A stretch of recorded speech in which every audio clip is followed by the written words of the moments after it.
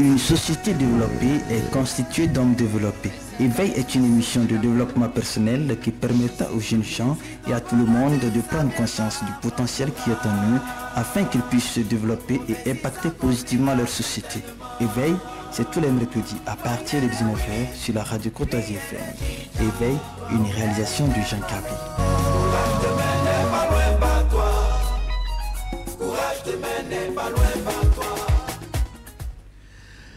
19h dans tous nos studios. Messieurs et dames, fidèles auditeurs branchés de la 95.5 FM, bonsoir et bienvenue dans cette émission que vous suivez tous les mercredis de 19h à 20h sur Courtoisie FM. Une fois encore, bonsoir et installez-vous confortablement. Nous sommes encore là aujourd'hui dans cette émission Éveil et comme thème l'éthique de la parole. L'éthique de la parole, c'est le thème qui va nous réunir dans ce studio de Courtoisie FM. Et comme à l'accoutumée dans ce studio, Monsieur Jean Chabli, il est coach en développement personnel. Et pour la présentation au microphone, je suis Augustin, le prince du Sahel. Alors Monsieur Jean Chabli, bonsoir et bienvenue dans l'émission. Bonsoir Augustin, bonsoir aux auditeurs et merci à eux d'être encore là ce soir pour suivre l'émission. Nous espérons leur contribution pour enrichir l'émission et puis pour poser aussi des questions et nous permettre de fouiller plus loin que ce que nous avons préparé. Alors, 19h passé de 1 minute, comme je le disais tantôt, l'éthique de la parole, c'est le thème de l'émission de ce jour, Éveil. Et au commencement était le verbe, c'est-à-dire que c'est la première des choses que Dieu nous a données, c'est la parole. Comment nous utilisons cette parole, comment nous utilisons ce pouvoir qui nous a été donné par Dieu, c'est la question clé de cette émission, messieurs et dames. Il se peut que vous m'ayez flashé dans la ville, vous qui vouliez une photo pour... 19h passé de 2 minutes en temps universel, comme nous l'avons dit. Monsieur Jean Chabli est avec nous dans ce studio pour en débattre sur ce thème. Monsieur Jean, pouvez-vous nous dire ce qui c'est que la parole et le langage en général? Alors, la parole est un élément du langage. Hein, le langage est ce grand ensemble-là qui est constitué de la parole, de la langue, des signes et symboles, etc. Et donc, la parole, c'est l'ensemble le langage d'abord, c'est l'ensemble des signes.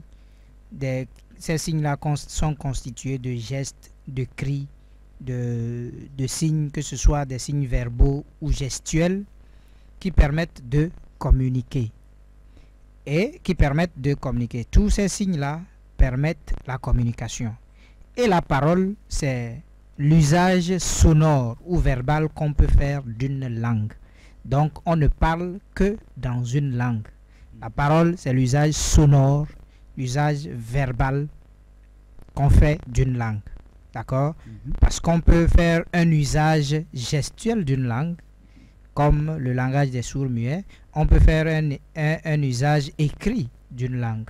Donc, dans ce moment, il n'y a pas de parole. La parole, c'est quand il y a un son qui sort. Et donc, quand on analyse, on voit que c'est l'homme seul qui possède la parole parce que c'est l'homme seul qui possède la langue. Les autres êtres, les autres animaux n'ont pas de langue et donc ils n'ont pas de parole. Voilà en gros ce que c'est que la parole. Voilà, ils n'ont pas de parole, ils n'ont pas de langue. Et quand on fait un petit tour, on dit souvent que la parole est un pouvoir. Qu'est-ce que vous en dites par rapport à cette conception-là? Effectivement, la parole est un pouvoir, la parole a un pouvoir. Vous savez, on dit généralement que celui qui sait parler, il domine les foules, il domine les gens. Quand vous savez parler déjà, quand vous savez parler ou bien parler si vous voulez, vous pouvez dominer des gens, maîtriser moralement ou mentalement des gens. Dans l'Antiquité grecque, il y avait déjà ceux-là qu'on appelait des sophistes, des personnes qui possédaient l'art de la parole, qui savaient parler et convaincre, même quand ils n'ont pas raison. Et donc, la parole a un pouvoir. Mais en dehors de ce pouvoir de bien parler, de convaincre tout simplement, il y a même un pouvoir mystique ou mystérieux qui accompagne le langage. Le langage ou la parole a La parole a en elle un certain pouvoir. Vous savez déjà que par la parole, on marie des gens. Il suffit que pendant une célébration, le maire ou le prêtre ou le pasteur ou l'imam dit « Je vous déclare marié », tout simplement. C'est un verbe qui est prononcé, c'est un propos qui est prononcé, c'est un mot, si vous voulez, une parole qui est prononcée, et cette parole est chargée, elle est chargée de sens, elle est chargée de pouvoir. Et donc la parole a un pouvoir. On peut marier par la parole, et en même temps on divorce par la parole. Cette parole-là qui a permis de dire « Je vous marie », cette même parole dit « Je vous divorce ». Vous comprenez? Oui. Juste le fait qu'on dise cela, ça change quelque chose en l'homme.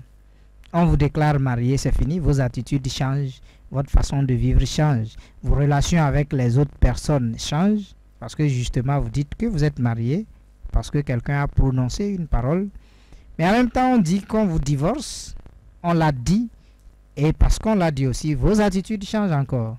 Et donc la parole a un pouvoir.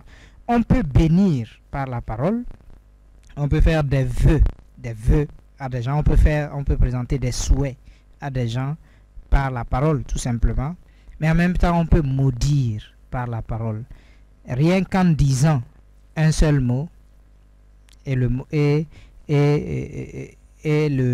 mot devient une action. On dit qu'au commencement, tu l'as énoncé, était le verbe, et le verbe était avec Dieu, et ce verbe-là est devenu action tout simplement. Donc la parole a une force. On peut louer comme on peut blâmer avec la parole. Et donc on verra avec l'évolution que la parole a tellement de pouvoir qu'il faut faire attention à l'usage qu'on fait de la parole. Il y a un écrivain, un poète français, Victor Hugo, qui dit que lorsque vous mettez un mot sur un homme, met un mot sur un homme et l'homme frissonnant sèche et meurt pénétré par la force profonde. Met un mot sur un homme et l'homme frissonnant sèche et meurt pénétré par la force profonde. Et Brice Parrain, qui est un personnage d'un livre de Jean-Paul Sartre, dit que les mots sont comme des pistolets chargés. Lorsqu'ils sortent, ils tuent. Vous comprenez? Donc ça prouve combien la parole a un pouvoir. Voilà pourquoi nous voulons en parler justement. Et nous allons revenir un peu en arrière et nous avons parlé de l'éthique de la parole. L'éthique de la voilà. parole. Et qu'est-ce que c'est que l'éthique? Parce que bon nombre vont se demander l'éthique c'est quoi? L'éthique c'est quoi? Voilà. En deux mots, l'éthique c'est la science de la morale. C'est comme ça qu'on définit généralement l'éthique, la science de la morale. Et maintenant la morale c'est quoi? La morale, c'est un ensemble de règles, un ensemble de normes, un ensemble d'interdictions et de permissions qu'on retrouve dans une société. Et cet ensemble de règles-là permettent à l'homme de bien vivre. Cet ensemble de règles-là dirige l'action de l'homme. Ça veut dire que tout ce que je fais, je le fais en me référant à un certain nombre de principes. Je ne peux pas sortir de chez moi sans porter un pantalon, sans porter quelque chose. Parce que la morale me dit que je dois m'habiller avant de sortir. Exactement. Ce n'est pas moi qui ai créé ça, c'est la société qui établit cela. La société me dit que en voulant faire certaines choses, je dois me comporter d'une certaine manière. Il y a des règles à respecter. La société me dit que je dois respecter mes parents, que je dois respecter les aînés, que je dois faire certaines choses, etc. Je ne dois pas prendre ce qui appartient à l'autre. Vous comprenez? C'est cet ensemble-là qu'on appelle la morale. Et justement, l'éthique devient cette disposition que l'homme a à respecter la morale. La morale est là, c'est un ensemble de règles, c'est un ensemble de normes. Parfois, ces normes-là ne sont même pas contraignantes. On vous dit, vous pouvez faire, vous le faites, mais si vous ne le faites pas, parfois, il n'y a rien qui puisse vous punir. Maintenant, l'éthique devient cette disposition personnelle à respecter ou non les règles de la morale. Donc quand vous-même vous donnez la charge de respecter la morale, on parle de l'éthique en ce moment. Ça veut dire tout simplement on ne devient plus gendarme derrière vous pour vous forcer à respecter les principes de la société, mais vous-même vous faites des principes de la société des principes personnels. La société a mis en place des lois, mais vous vous prenez ces lois comme étant des lois que vous-même vous avez créées et parfois vous allez même au-delà de ce que la société demande de faire. Vous faites plus que ce que la société demande de faire. C'est en ce moment qu'on parle de l'éthique. Alors, Voilà. si je me réfère un peu au thème, l'éthique de la parole, pourquoi mettre ces deux concepts-là ensemble, l'éthique Alors, donc, et la parole? l'éthique de la parole. Voilà, Justement, voilà. nous avons déjà montré que la parole a un pouvoir Oui, et on dit souvent que celui qui a le pouvoir, s'il n'a pas la morale, il va mal l'utiliser. Vous comprenez? Voilà pourquoi nous mettons les deux ensemble. Puisque la parole a un pouvoir, puisque la parole est chargée de puissance, il faut avoir une certaine éthique pour bien utiliser la parole.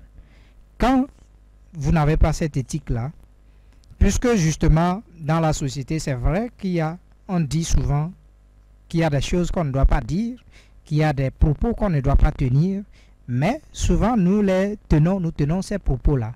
Donc il faut que l'homme à un moment donné fasse un effort pour lui-même se donner des normes qu'il doit respecter, c'est-à-dire des normes pour bien utiliser la parole. Parce que quand on utilise mal la parole, quand on utilise mal le langage, il y a des dégâts qu'on va causer autour de soi. Voilà pourquoi nous mettons ensemble éthique et parole. Faire en sorte que la parole devienne puisque déjà nous l'avons dit avec Brice Parrain, la parole est comme un pistolet. D'accord? Les mots qui sortent de notre bouche sont comme des revolvers chargés. Maintenant, à nous de savoir comment les manier pour que ces revolvers-là ne tuent pas des innocents.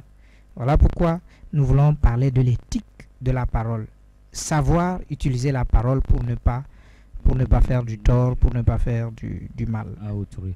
Alors, 19h12. Je rappelle à nos fidèles auditeurs qui peuvent bien sûr participer à cette émission sur le 91 47 61 38, le 91 47 61 38 ou le 97 01 19 05 97 01 19 05. Alors je reviens à vous, Monsieur Tchabli. Vous avez dit tout à l'heure dans votre intervention que lorsqu'on utilise mal la parole, ça fait des dégâts. Voulez-vous nous dire que la parole peut nuire, puisqu'il y a certains, quand on prononce des paroles envers eux, ils disent non, laisse-le, il a juste parlé, ça fait quoi? Oui, la parole peut nuire. Il y a plein de dégâts qui ont été causés ou commis dans la vie des hommes par la parole. Il y a des livres qui disent que, il y a des livres d'histoire qui disent que ce qui a fait que les États-Unis ont bombardé le Japon, Hiroshima et Nagasaki, c'est dû au fait que l'ambassadeur japonais, Suzuki, l'ambassadeur pendant la Deuxième Guerre mondiale, l'ambassadeur japonais aux États-Unis qu'on appelait Suzuki, avait subi une interview. On l'a interviewé et on lui disait qu'ils soutiennent le camp nazi, que le Japon soutienne le camp nazi et que les États-Unis menacent de bombarder le Japon. Et qu'est-ce qu'il en pense? Et l'ambassadeur dit Mokuzatsu. Mokuzatsu, qui est un terme japonais qui a beaucoup de signification. Quand on ne l'explique pas, vous pouvez, par rapport au contexte, l'interpréter de cette façon, alors que peut-être l'autre le dit en pensant à autre chose. Et donc, l'ambassadeur dit Mokuzatsu, qui veut dire je ne réponds pas, je ne dis rien, nous attendons pour voir, mais les Américains ont interprété cela comme étant un signe de mépris, comme si l'ambassadeur voulait dire nous nous en foutons qu'ils attaquent et on va voir. Vous comprenez? C'est comme ça qu'ils ont interprété. Et voilà, ils sont allés bombarder. C'est ce que les livres d'histoire disent. Mais qu'est-ce qui a créé ce bombardement? Jusqu'aujourd'hui, il y a encore des dégâts de ces bombes-là, dans ces zones-là au Japon. C'est juste un mot qui a créé ce problème. Vous comprenez? Oui. Donc, la parole est tellement chargée que lorsqu'on veut l'utiliser et qu'on ne tient pas compte du contexte, qu'on ne tient pas compte du moment, qu'on ne tient pas compte de l'interlocuteur qui est en face de nous, on risque d'avoir des problèmes à un moment donné. Et c'est ce que Thomas Hobbes dit. Ce que nous disons, la parole n'a pas, ou le langage n'a pas le même sens pour l'interlocuteur et pour le locuteur. Quand moi je parle, je dis certaines choses selon, dans ma tête, dans mon esprit, je conçois cette chose-là de cette façon, mais l'autre l'interprète de telle autre façon, et ça peut créer ce qu'on appelle un quiproquo, ça peut créer des malentendus, des mésententes, etc. Et on verra donc que la plupart des guerres, la plupart des rivalités, la plupart des conflits, la plupart des querelles que nous observons généralement dans nos sociétés sont des conflits de malentendus. J'ai dit quelque chose et l'autre l'a interprété dans un autre sens et ça crée un problème. Donc, la parole peut nuire. Il faut qu'on garde cela à l'esprit. La parole peut nuire non seulement à l'interlocuteur, c'est-à-dire celui-là avec qui vous parlez, mais ça peut nuire même à celui-là qui parle. Vous pouvez dire quelque chose et ça se retourne contre vous. Vous connaissez la fameuse phrase du FBI.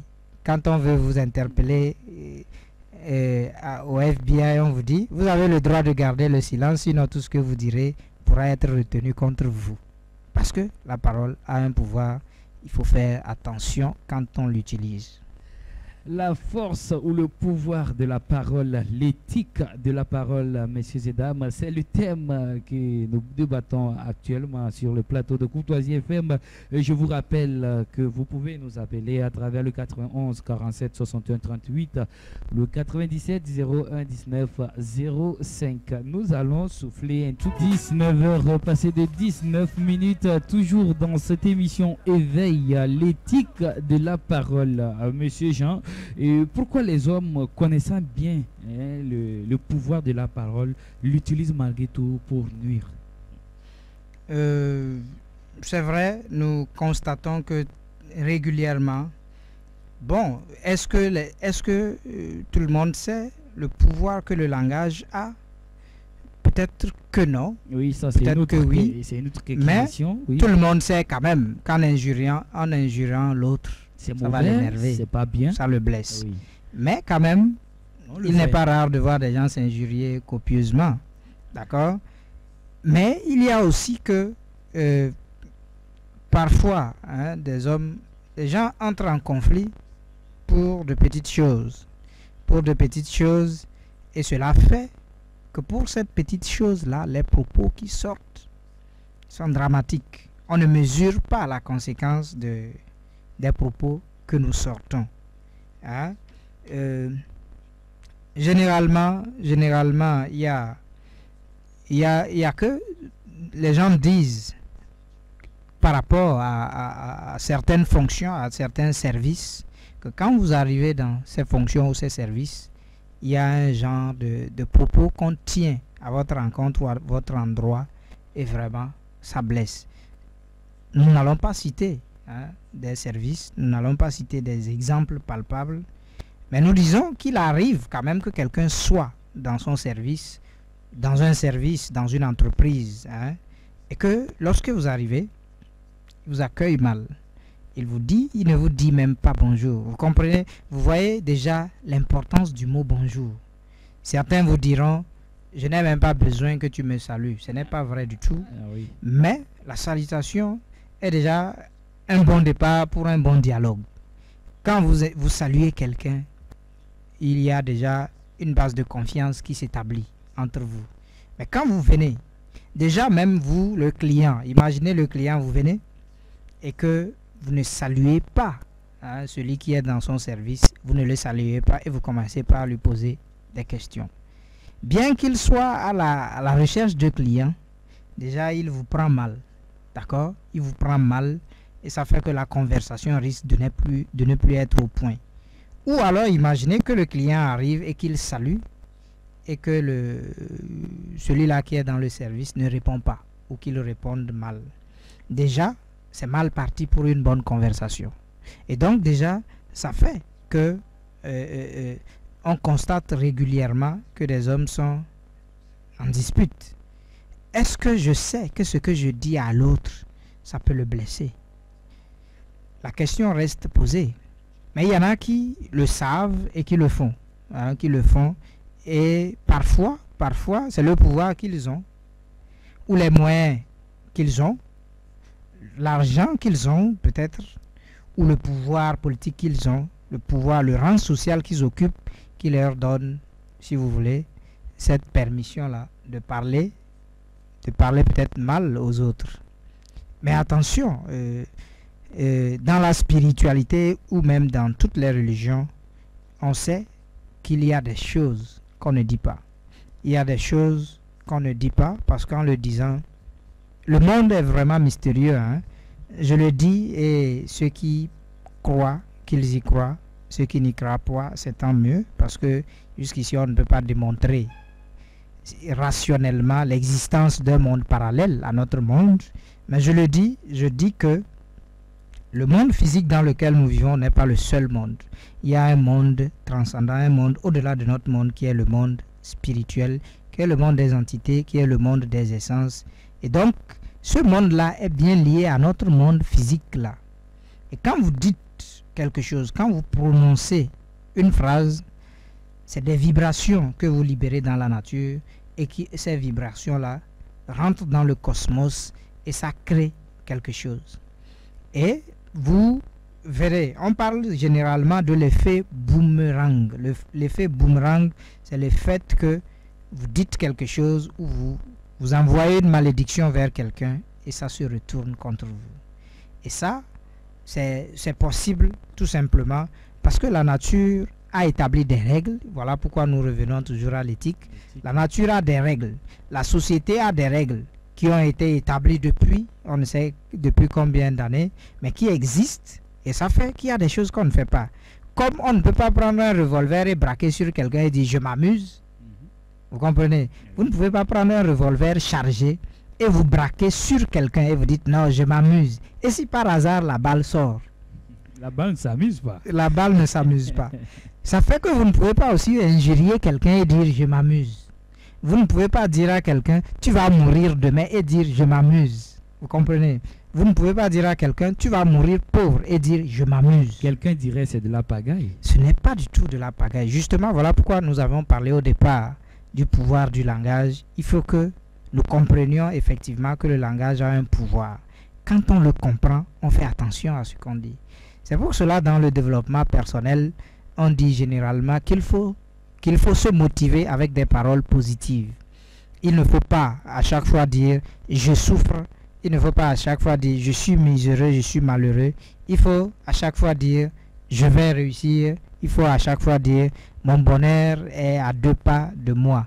Quand vous le dites ainsi, vous libérez de l'énergie positive dans l'univers et finalement cette énergie revient vers vous comme déjà quelque chose d'accompli. Mais quand vous perdez le temps toujours à regretter, à dire, à prononcer des phrases négatives à l'encontre des autres et même à votre endroit même, et vous chargez l'univers négativement pour vous et après, je l'ai dit, l'effet boomerang, ça peut revenir sur vous. Et donc, le pouvoir fait que certains, bien qu'ils sachent que la parole a un pouvoir, mais ils le disent. Hein, parfois, ils deviennent finalement inconscients. Leur pouvoir les rend inconscients. Au point où ils disent des choses sans s'en rendre compte. Il y a des gens qui peuvent dire toi, tu n'es rien, tu n'es personne, je n'ai pas peur de toi. Donc, il te dit ce qu'il veut. Hein, il te dit véritablement ce qu'il veut. Et sans se soucier vraiment des conséquences. C'est possible que tout de suite, il n'y ait pas de conséquences. Hein. C'est possible. Mais attention, il y a tout un pouvoir qui est dans les mots. Les mots sont chargés de pouvoir. Il faut faire attention. Même à votre enfant, il y a des choses que vous ne pouvez pas dire. Quand vous le dites, ça l'énerve et ça peut le marquer même à vie. Imaginez donc un adulte qui dit certaines choses à un autre adulte, alors qu'à son propre enfant, il ne les dit pas. Ça devient compliqué. On ne comprend pas pourquoi certains, sans modération vraiment, disent des choses à d'autres. Mais il faut le savoir, le langage a un pouvoir qui se manifeste à tout moment. Ça peut ne pas se manifester tout de suite. mais ce pouvoir finit toujours par se manifester. Et le langage a un pouvoir, comme vous l'avez dit. D'autres le savent, ils le disent quand même. D'autres, c'est peut-être par ignorance qui le font. Et selon vous, comment est-ce que nous devons nous parler? Comment est-ce qu'il faut se parler? Oui, comment il faut se parler, mais avec courtoisie, comme la chaîne sur laquelle nous sommes se dénomme, la radio Courtoisie. Nous remarquons que la courtoisie a véritablement disparu, ou la courtoisie tend à disparaître dans notre société ou dans nos sociétés. Même au marché, vous marchez sur quelqu'un, vous piétinez quelqu'un et vous lui dites, nous sommes au marché. Vous comprenez? Nous sommes au marché et au marché on se piétine. Qu'est-ce que ça vous coûte par exemple de dire, bon, excusez-moi? Tout simplement en fait. Vous aurez pu éviter plein de problèmes. Pas que la personne va vous frapper, pas que la personne va vous mettre en prison, pas que la personne va vous faire quoi que ce soit. Mais si vous étiez pressé, vous aviez des choses à faire, et que vous perdez du temps à dire à une personne, nous sommes au marché on se piétine, et lui il vous répond, il va vous prendre peut-être 30 ou 1 heure de temps là-bas, ou même si c'est 10 minutes, ça fait que ce que vous vouliez faire, vous risquez de perdre du temps. C'est peut-être parce que parfois nous nous promenons sans programme. Nous sommes là, bon, nous ne sommes pas talonnés par le temps. On s'en fout si la nuit nous surprend au marché, ce n'est pas grave. Mais attention, quand on est vraiment programmé, quand on a quoi faire dans la journée, quand on piétine quelqu'un, on lui dit excuse-moi et puis on continue. Parce que là, vous risquez de perdre du temps à discuter, à bavarder pour des choses qui n'auraient pas dû venir. Puisque ça ne coûte rien de dire excusez-moi. Ça ne coûte rien absolument. Rien, ça ne coûte rien absolument. C'est ce que je disais, la courtoisie a disparu complètement. La courtoisie a disparu complètement, ou elle est en train de disparaître de nos sociétés. Vous savez, je ne sais pas, je crois que c'est dans la Bible que c'est dit qu'il faut tourner sa langue. Cette fois dans la bouche avant de parler. Il faut tourner sa langue plusieurs fois. Ça veut dire tout simplement que vous faites attention à ce que vous dites. Comment se parler? Il faut se parler avec amabilité. Il y en a qui sont vraiment agressifs dans leurs propos. À chaque fois qu'ils ouvrent la bouche, c'est pour agresser. C'est pour agresser. Parfois même quand vous voyez la personne, elle n'est même pas vraiment costaude. Mais il y a un proverbe Mouva qui dit que c'est la bouche du faible qui fait sa force. Bon, est-ce que ce proverbe-là a vraiment toute sa valeur? Je ne sais pas, je m'interroge. Mais ce qui est sûr, c'est que le langage a un pouvoir. Et quand vous ne faites pas attention, vous risquez de vous attirer tout le temps des foudres, de vous attirer des problèmes avec les gens. Et finalement, vous penserez qu'on vous envie ou que les gens vous veulent du mal. Mais non, on ne vous veut pas du mal. C'est ce que vous dites qui fait qu'on s'énerve contre vous. Hein? Il y a des gens, quand ils passent, on dit, lui là, vraiment, c'est un orgueilleux, c'est un vantard, etc., etc. Bon, ça ne fait pas bien à entendre. C'est vrai qu'on ne peut pas éviter que les gens disent du mal de nous. Ça, c'est impossible. Hein? Même Jésus a été crucifié. Et donc, alors que, d'après ce qu'on nous dit, il était venu pour pacifier le monde. Mais c'est les hommes même qui l'ont tué. Donc, ça veut dire que, quoi que vous fassiez, il y aura toujours des choses qu'on va dire sur vous. Mais vous pouvez éviter quand même qu'on dise certaines choses. Vous pouvez éviter qu'on dise certaines choses de vous. Mais, et pour que ça arrive, il faut juste, pour qu'on évite de dire certaines choses de vous, il faut faire l'effort de bien se prendre, de bien parler aux autres. Sinon, c'est la fin. Enfin, sinon, vous allez créer des problèmes et vous allez penser que les gens vous veulent du mal pour rien. Alors que c'est ce que vous dites qui crée des problèmes. Et comme vous l'avez dit, la courtoisie, ça a un peu disparu. Mais nous allons constater que certains prennent la courtoisie comme naissance. Je m'explique. Quelqu'un qui fait quelque chose, on dit, oh, laisse-le, il est né comme ça. Qu'est-ce que vous en dites par rapport à ça? Il est né comme ça. Oui, on l'acquiert ou bien on l'a... Et lui-même, il est fier qu'on dise qu'il est né comme ça. Ah oui. Un bagarreur. Quand on dit un bagarreur, il est content. Bon, c'est vrai qu'il y a notre nature qui fait déjà que nous sommes violents par nature, nous sommes violents. La violence n'est pas méchante, n'est pas mauvaise en soi. La violence, on dit que c'est une mesure de sécurité. Un animal qui n'est pas violent se fait massacrer par les autres. D'accord? Donc, tout animal, tout être vivant qui est mobile, c'est-à-dire qui bouge, a quand même une certaine dose de violence. Mais ça, la violence, c'est par rapport à la taille de l'animal. Une mouche qui est violente à côté de l'éléphant, bon, ça ne sert à rien, vous comprenez. Donc, la violence, c'est par rapport à la taille de l'animal. Mais pour dire qu'en l'homme, en tout homme, il y a une dose de violence. Sauf qu'on peut gérer cette violence avec l'éducation, avec les objectifs qu'on se fixe, avec l'idée qu'on a ou bien le projet qu'on a pour que la société soit une société pacifique, une société conviviale et vivable. Et donc, quand une personne est violente, que ce soit dans ses propos ou physiquement, ça prouve que cette personne, jusqu'ici, violente gratuitement, je le précise, ce n'est pas n'importe quelle violence, parce que quoi qu'il en soit, tout le monde est violent, je l'ai déjà dit, une violence gratuite. Une personne qui n'accepte jamais le pardon, qui n'accepte jamais laisser tomber. C'est-à-dire quand on dit, il y a un problème, on dit laisser tomber, il dit non, moi je vais lui dire mes 4 vérités. Il y a des choses que je dois lui dire, vous comprenez. Quand c'est comme ça, bon, ça devient compliqué à gérer. Cette personne est peut-être née avec de la violence, mais cette personne a cultivé cette violence-là. Et quand vous verrez qu'à un moment donné, il y a des gens qui se calment, complètement, alors qu'au départ, ces personnes-là étaient vraiment chaudes, elles étaient violentes, non pas parce qu'on les a massacrées, non pas parce qu'on les a frappées, c'est possible, ça arrive aussi, mais tout simplement parce qu'à un moment donné, cette personne se fatigue à force de parler.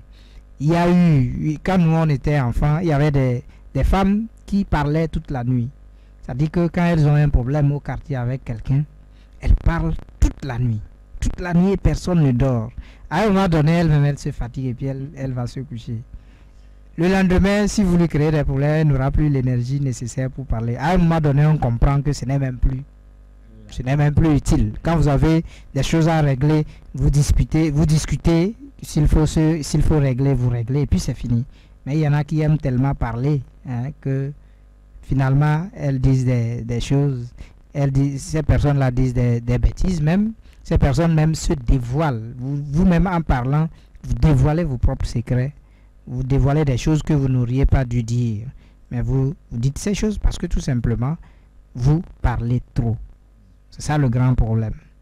Et il y a un philosophe grec, Sénèque, qui dit que celui qui ne sait pas se taire ne sait pas parler. Pour savoir parler, il faut d'abord savoir se taire. Si vous ne savez pas vous taire, eh bien, vous ne pourrez jamais bien parler. Donc se taire, c'est pour mieux réfléchir, pour mieux peser le poids de ce qu'on veut dire, pour mieux peser, pour mieux évaluer les conséquences possibles de ce qu'on veut dire avant de le dire. Quand vous ne faites pas cet effort-là de toujours réfléchir à ce que vous voulez dire, vous risquez toujours, non pas même parfois, ce n'est pas que vous voulez embêter, vous voulez insulter, mais vous dites des choses et après on dit non, c'est pas réfléchi, c'est pas intelligent. Vous comprenez, parce que vous n'avez pas pris la peine de réfléchir. Et donc, voilà pourquoi il est nécessaire donc de savoir se calmer, de savoir se taire avant d'entamer une discussion. Pourquoi pas de savoir écouter l'autre? Savoir écouter, oui, parce que quand vous vous taisez, vous écoutez. Vous vous taisez, il y en a qui n'écoutent jamais. Vous voyez 2 personnes en train de causer pendant 1 heure du temps et c'est une seule personne qui a la parole. Pendant 1 heure du temps. On se demande finalement ce que cette personne dit. Si vous parlez sans écouter, ça devient dangereux. Vous risquez de dire des choses qui ne sont pas justes parce que peut-être l'autre en parlant vous renseigne sur des choses, l'autre en parlant vous donne des informations, l'autre en parlant dit des choses qui font que vous pouvez corriger ce que vous devriez dire. Mais vous n'écoutez pas, vous commettez des erreurs au passage. Voilà pourquoi Sénèque dit que celui qui ne sait pas se taire ne sait pas parler véritablement. Oui, nous avons dit précédemment que nous devons modérer nos propos, nous devons être courtois et tout. Est-ce que vous ne pensez pas qu'en modérant toujours nos propos, on semble un peu faible et donc susceptible d'être toujours agressé verbalement par les autres? Quand nous modérons nos propos, nous semblons faibles. Oui. Bon, c'est une impression, justement. C'est une impression. Celui qui se tait, on dit souvent que l'eau dormante peut-être coule par le bas. Une eau qui est là, vous voyez une eau qui est là, mais qui fait beaucoup de dégâts, qui emporte beaucoup de personnes. De surface, l'eau est calme, mais cette eau tue, d'accord? Donc, se taire, ce n'est pas signe de faiblesse. Modérer ses propos, vous imaginez, ça veut dire que quand vous parlez à quelqu'un avec respect, on pense que vous avez peur. Oui. Non, pas du tout. Quand vous entrez au bureau de votre chef, quand vous parlez à votre chef avec modération, avec courtoisie, ça ne veut pas dire que vous êtes faible. C'est votre chef, c'est tout. Vous aussi, vous pouvez être chef et on va vous donner la même considération. Imaginez que vous ne considérez personne et que demain vous êtes chef. Vous comprenez? Il y a des gens qui ont travaillé avec vous et qui vous ont vu réagir mal envers vos chefs. Et désormais, vous êtes leur chef. Ils ne vont jamais vous respecter. C'est clair, c'est une question de logique. Ils ne vont pas vous respecter parce que tout simplement, on dira, il n'a jamais été un bon collaborateur. Maintenant qu'il est chef, nous, on ne va pas se soumettre à lui. Donc, parler avec courtoisie, même à un enfant, même à un subordonné, même à un inférieur, ce n'est pas un signe de faiblesse. Vous savez, l'autorité africaine, de façon générale, les Africains dans leur autorité veulent qu'on les érige sur des piédestals et qu'on les vénère. L'autorité peut tout dire, mais on ne peut pas tout dire à l'autorité. Ça, c'est dangereux. Ça ne doit pas être comme ça. Le leadership, en fait, cet ancien leadership-là que les gens ont développé, et qui voulait que ce soit le chef seul qui parle et que tout le monde écoute, ce leadership est dépassé. D'accord? Un bon leader, c'est celui-là qui sait aussi écouter les autres. C'est celui-là qui sait parler avec respect aux autres. Ce n'est pas peut-être parce que vous êtes plus diplômé que quelqu'un que vous pensez que lui n'a rien d'intéressant à dire. Ce n'est pas parce que vous êtes une autorité face à quelqu'un que vous pensez que l'autre n'a rien d'important à dire. Ce n'est pas parce que vous êtes un parent que vous pensez que votre fils ne peut rien dire d'intéressant. Ah non, non du tout. Chacun a des expériences personnelles. Hein? Chacun dans sa vie a fait des expériences, a traversé des étapes qui peuvent vous servir. Et ça fait que par rapport à un problème, chacun a quelque chose à dire. Voilà pourquoi, quand vous respectez quelqu'un, vous lui donnez tous les respects, hein, et vous lui parlez avec calme, avec modération, vous lui parlez avec courtoisie, vous n'êtes pas faible. Au contraire, ça fait de vous quelqu'un de fort. Hein. Vous êtes fort au point où, même si la personne voulait vous attaquer, et quand elle vient, elle vous sent modéré, elle vous sent calme, la personne aussi se rétracte. Elle ne va plus vous agresser. Imaginez qu'on a toujours dit que c'est un chef dictateur, c'est un chef tyran, qu'on ne peut pas travailler avec lui. Et vous arrivez avec une certaine hargne, avec une certaine vigueur pour vous en prendre au chef, et puis vous rentrez. Il se lève de son fauteuil pour vous saluer. Il vous dit, asseyez-vous s'il vous plaît. Vous vous asseyez et puis il vous parle avec courtoisie. Il vous demande, qu'est-ce que je peux faire pour vous? Vous comprenez que toute votre préparation pour venir agresser ce chef-là, cette préparation tombe tout simplement. Parce que tout ce qu'on vous a dit de la personne, ce n'est pas ça que vous observez. Et donc ça fait justement que quand vous parlez avec calme, respect, courtoisie à une personne, vous n'êtes pas faible et vous ne risquez pas forcément d'être agressé, mais on peut quand même vous accorder tous les respects qu'il faut. C'est vrai qu'il y en a qui l'interprètent mal, qui peuvent profiter pour vous agresser quand vous êtes calme, mais bon, à vous de savoir toujours réagir correctement, même quand on vous agresse. C'est tout le problème. 19h passées de 42 minutes. Messieurs et dames, nous allons marquer une courte pause. Que nous avons parlé du pouvoir de la parole. Nous avons parlé du pouvoir de la parole et nous avons dit comment faut-il faire pour ne pas agresser, pour ne pas parler mal aux autres. Maintenant, la question que je m'en vais vous poser, comment faut-il faire pour éviter ces guerres de dialogue?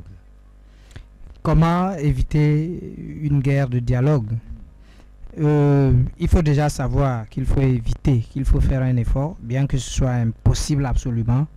Il faut faire un effort pour éviter de toujours agresser l'autre verbalement.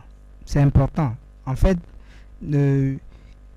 quand nous crions à la crise aujourd'hui, quand nous disons qu'il y a des guerres, quand nous disons qu'il y a du terrorisme, cela est dû au fait qu'à un moment donné, certains constatent qu'on les méprise.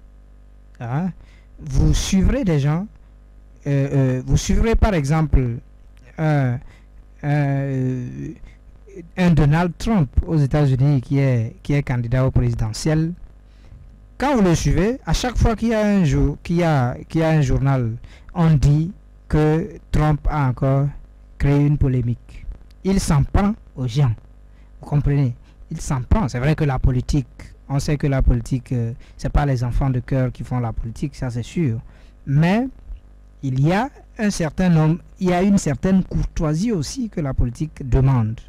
Mais vous verrez que quand ce monsieur prend la parole, il s'attaque aux gens. Et on sent qu'il n'y a pas de morale même dans ce qu'il dit, qu'il n'y a aucune éthique dans ce qu'il dit. Il s'en prend aux gens et il est prêt même à en découdre avec certaines communautés. La communauté musulmane, par exemple, Donald Trump est farouchement opposé aux musulmans, vous comprenez. Il est farouchement opposé même. Parfois même, il y en a qui le taxent de raciste, vous comprenez. Donc, quand c'est comme ça, quand vous en prenez à des communautés dans vos propos, vous en prenez à des individus dans vos propos, ne soyez pas étonnés que demain des gens vous agressent. Ne soyez pas étonnés qu'il y ait des attentats, qu'il y ait du terrorisme. Parce que justement, certains n'ont pas, nous hommes, nous n'apprenons pas à respecter les autres. Vous verrez que dans certaines discussions, dans certains débats télévisés ou radio, on s'en prend à des gens nommément. Et ça, quand vous le faites comme ça, vous encourez un risque. Et c'est ce qui fait qu'il y a toujours la guerre, qu'il y a toujours des crises par-ci, par-là. Et nous avons dit que toutes les guerres sont des guerres de malentendus. Les guerres, la plupart des guerres, quand on fouille, ce serait peut-être que l'un a dit quelque chose et que l'autre l'a interprété autrement. Et même les guerres religieuses, même ce qu'on voit dans l'église, il y a l'église catholique, il y a le protestantisme, c'est une question d'interprétation de la Bible. Et même dans l'islam, il y a beaucoup de sections, de sectes aussi. C'est une interprétation, c'est une question d'interprétation du Coran. Même au tribunal, ce que le ministère de la Défense, ce que le représentant de l'État, l'interprétation qu'il donne de la loi, ce n'est pas la même interprétation que l'avocat donne de la loi.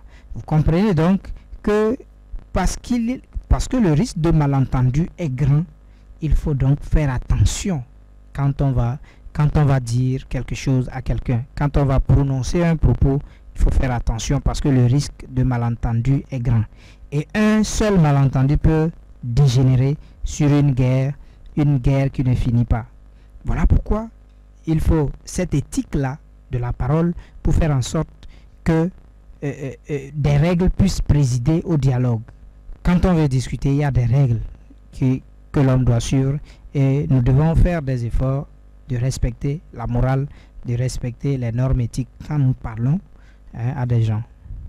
Oui, quand nous parlons à des gens, c'est normal que nous baissons la voix et je crois que c'est très important pour pouvoir mener à bien nos dialogues. Alors, vous verrez, quelqu'un va dire, c'est mon petit frère. Oui. Et puis, même en public, il l'humilie.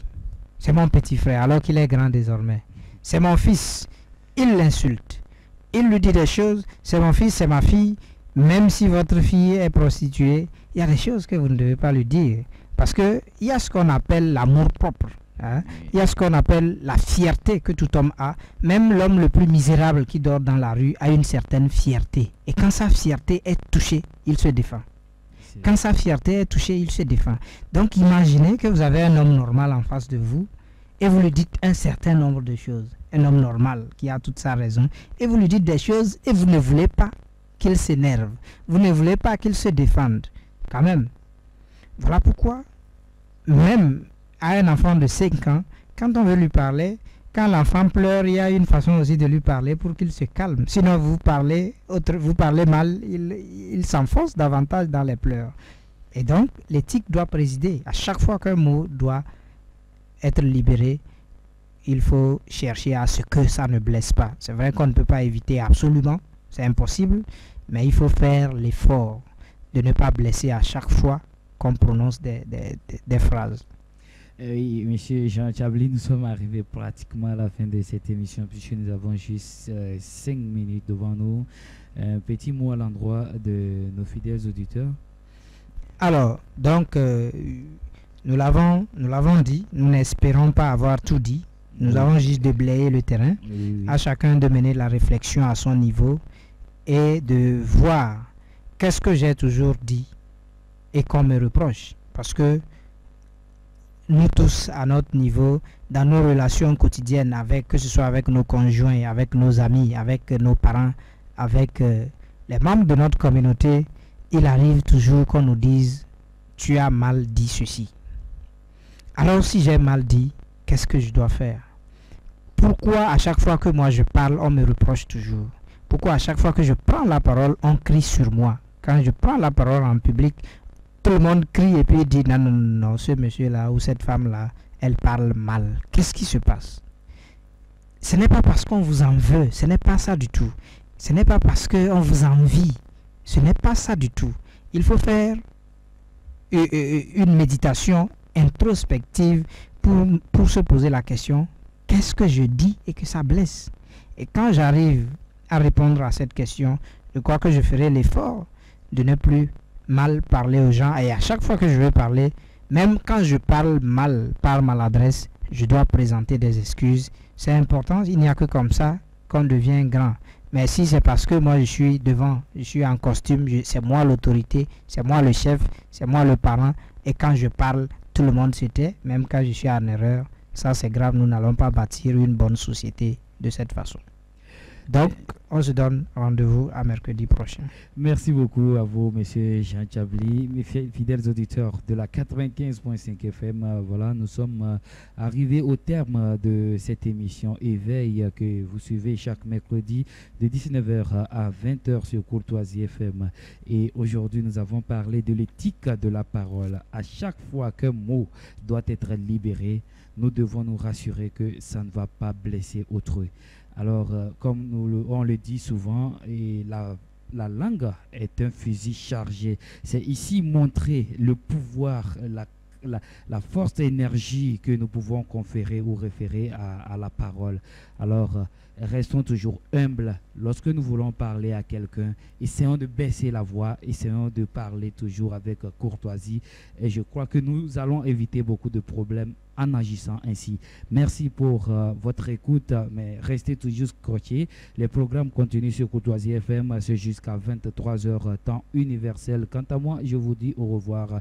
Nous étions dans ce studio, monsieur Jean Chabli comme invité. Il est coach en développement personnel. Et moi, je suis Augustin, le prince du Sahel, pour vous servir.